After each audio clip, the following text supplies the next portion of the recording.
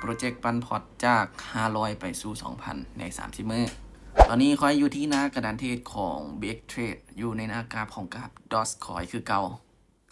ซึ่งในมือที่21รอบที่1นี้คอยจะใช้กราฟ DOS คอยคือเก่าในการปันพอร์ต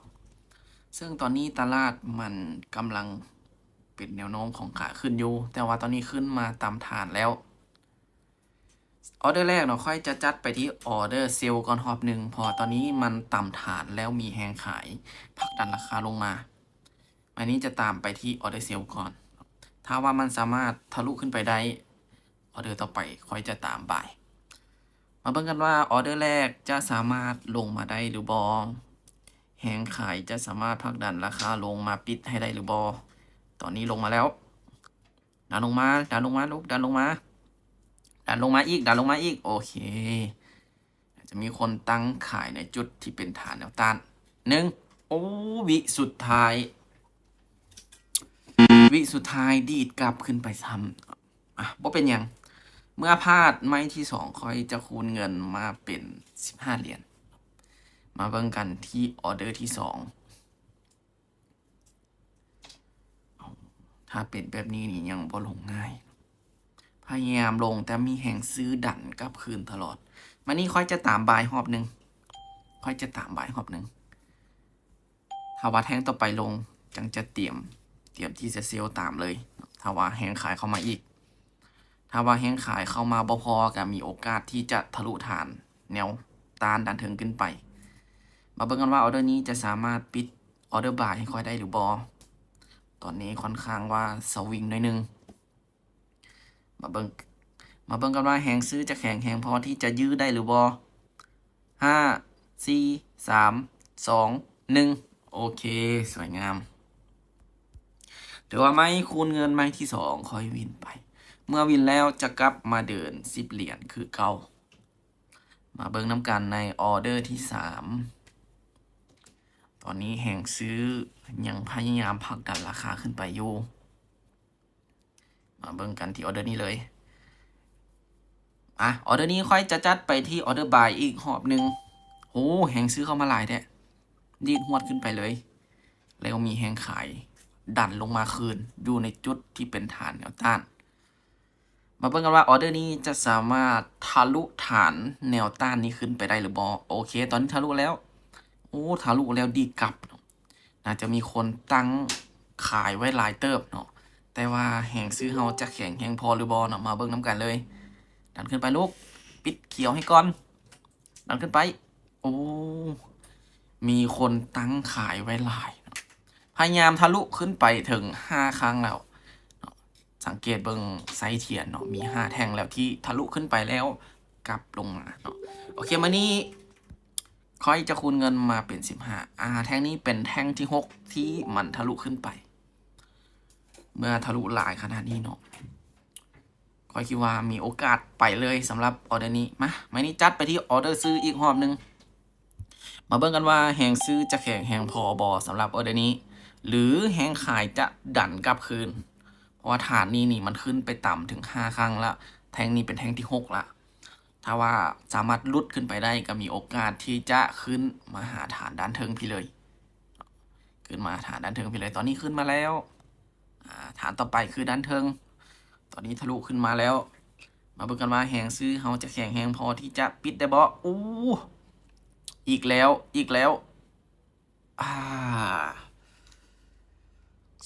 4 6 7ออเดอร์เนาะ7แท่งที่มันทะลุขึ้นไปแต่ก็ยังบ่สามารถยืนเหนือแนวต้านได้เนาะอันตรายเป็นฐานที่แข็งแรงหลายทะลุขึ้นไปอีกแล้วมานี้ค่อยจะคูณเงินมาเป็น30เนาะเพราะว่าค่อยพลาดไป2ออเดอร์มานี้ค่อยจะจัดไปที่ออเดอร์บายอีกเนาะบายอีก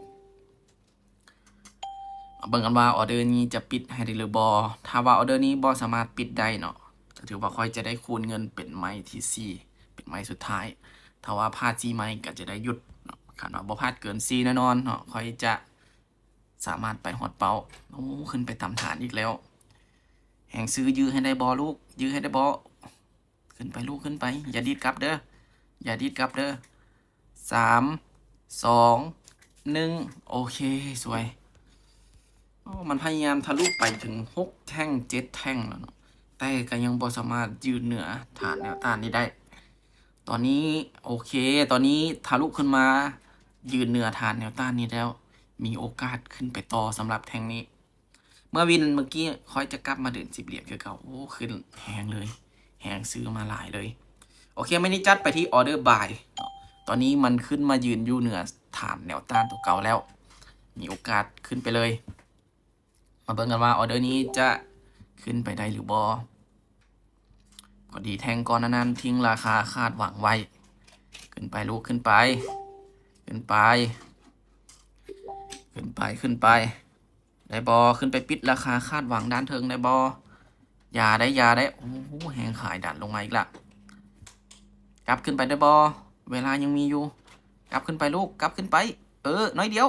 ปิดโอ้เสมอซ้ำดีดขึ้นไปปิดเสมอเนาะบอเป็นยังเมื่อเสมอแล้วก็จะเดิน10 เหรียญคือเก่า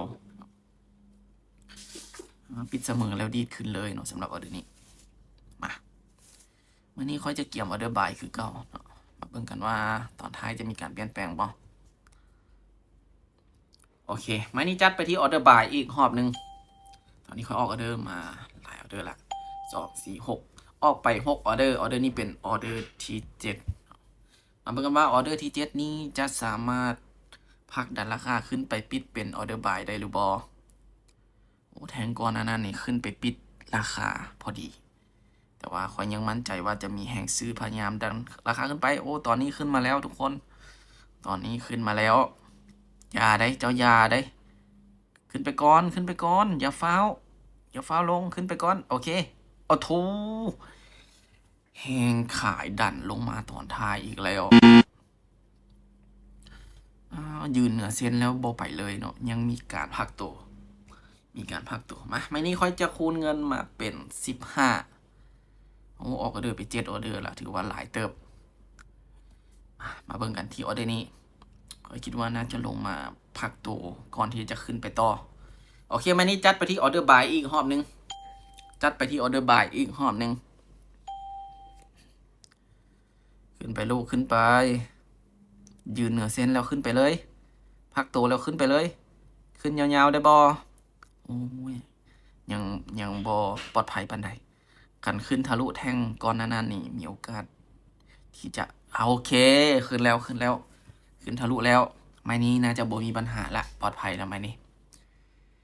5 4 3 2 1สวยงามถือว่าไม้นี้ค่อยวินถือว่าออกมา8ออเดอร์แล้วออเดอร์นี้เป็นออเดอร์ที่เก่าเมื่อกี้ค่อยวินแล้วไม้นี้จะกลับมาเดิน10 เหรียญคือเก่ามาเบิ่งกันที่ออเดอร์นี้เลยโอเคไม้นี้ค่อยจะตามออเดอร์บายไปอีกจะซื้ออย่างเดียวเลยเพราะแนวโน้มมันเป็นแนวโน้มของขาขึ้นอยู่โอเคตอนนี้โอ้โถแหงขายเข้ามาแหงแท้แหงซื้อเฮาดันขึ้นไปได้บ่ดีดลงแหงแบบนี้นี่ค่อนข้างว่าแหงขายบ่แข็งแหงไปไหนมาเบิ่งกันว่าแหงซื้อเฮาจะเข้ามาทันหรือบ่ขึ้นไปลูกขึ้นไปดันขึ้นไปโอเคดันขึ้นไปอีกโอเคอีกน้อยเดียวลูกขึ้นไปได้บ่โอ้บ่ฮอดดันขึ้นไปแล้วแต่บ่ฮอดมาเมื่อพลาดไม่นี่ค่อยจะคูณเงินอีกเป็น15โอ้ออเดอร์ไปหลายเติบ2 4 6 8 9ออเดอร์แล้ว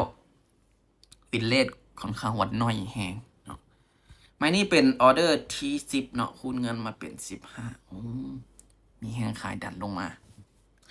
ค่อยยังจะตามซื้ออีกสำหรับออเดอร์นี้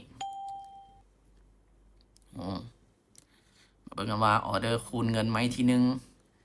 จะลงแฮงแท้โอ้กลับไปอยู่ฐานเก่าเลยลงแฮงแท้ลูกจะได้คูณเงินไหมที่3อีกแล้วตลาดนี่เป็นแนวโน้มขาขึ้นเนาะแต่ว่ามีแท่งแดงมาแทรกโคตรหลายเลยเนาะ อันนี้แหละมันเป็นจุดที่เขาแล้วมักเสียเงินสำหรับเทรดเดอร์หลายๆคนเนาะเพราะว่าเทรนขาลงกับพัดมีเขียวมาแทรกเทรนขาขึ้นกับพัดมีแดงมาแทรกเป็นไม้รอผลเนาะมานี่ค่อยจะคูณเงินมาเป็น30โอ้ตอนนี้แหงขายเข้ามาหลายแหงตอนนี้แหงขายเข้ามาหลายแหงโอ้แหงซื้อดันกลับคืนแล้วไม่นี่ค่อยจะจัดไปที่ออเดอร์บายอีกหอบหนึ่งจัดไปที่ออเดอร์บายอีกโอ้ขึ้นไปต่อได้บอลูกขึ้นไปต่อได้บออย่าฟ้าวลง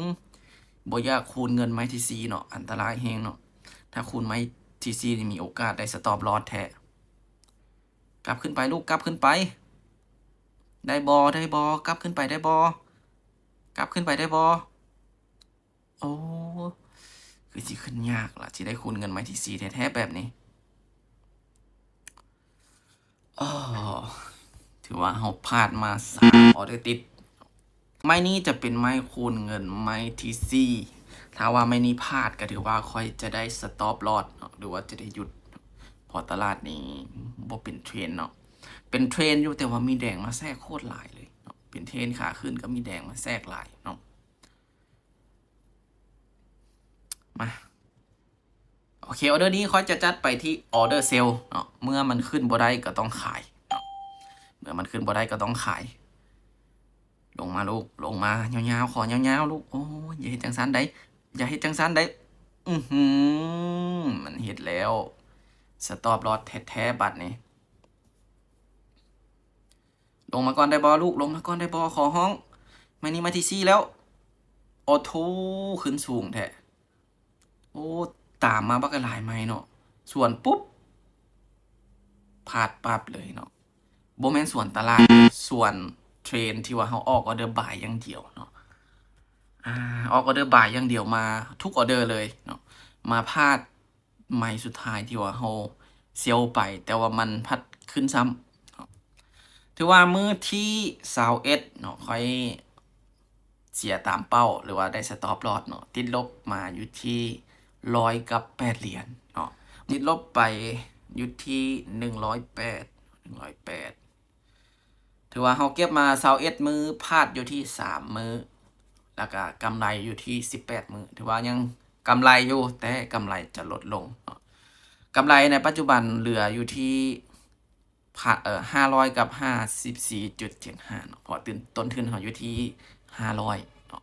ก็ถือว่ายังอยู่ในเกณฑ์ของบวกอยู่สุดท้ายทุกการลงทุนมีความเสี่ยงผู้ใดที่ยอมรับความเสี่ยงบ่ได้ค่อยบ่แนะนำให้เข้ามาในวงการนี้เพราะว่าความเสี่ยงมันสูงแน่นอนความเสี่ยงที่สูงจะมากับผลตอบแทนที่สูงผู้ใดที่ยอมรับความเสี่ยงได้อยากเข้ามาศึกษาเรียนรู้ค่อยพร้อมให้คำแนะนำสำหรับคลิปนี้บ๊ายบาย